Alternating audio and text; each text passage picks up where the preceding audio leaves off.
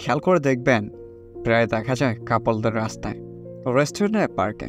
কিন্তু স্বামী স্ত্রী খুব কমই পাবেন। এটা অপ্রিয় হলেও সত্য। প্রেমিকার সাথে সারা কথা বলাটা ভালোবাসার পরিচয় হলেও বউর সাথে একটা গল্প করাটা নেহাত বোকামি। প্রেমিকার লাল গোলাপ পছন্দ বলে সারা দুনিয়া এক করে লাল গোলাপ হাতে দিতে ব্যস্ত থাকে প্রেমিক। কিন্তু বউর জন্য কখন একটা লাল গোলাপের আত্মারে তার আধিক্যতা লাগে। প্রেমিকার হাতে বিস্বাদের খিচুড়িও অমৃত মনে হয়। মাংসাতে বউ রান্না একদিন লবণ কম হলেও সেটা তার ভীষণ অপরাধ। প্রেমিকার জন্মদিনে মাথায় শুধু থাকে তাকে সারপ্রাইজ দেওয়ার চিন্তা, আর স্ত্রীর বেলায় হিসাবটা শুধু পাওনা দুয়ারে গিয়েই থাকে।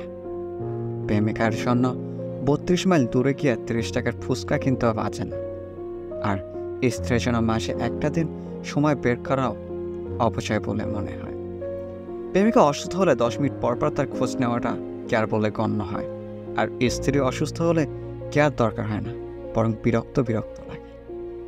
একটা অনিশ্চিত সম্পর্কে মানুষ যেভাবে গুরুত্ব দেয়, সেটা যদি বিবাহ সম্পর্কে দেওয়া হতো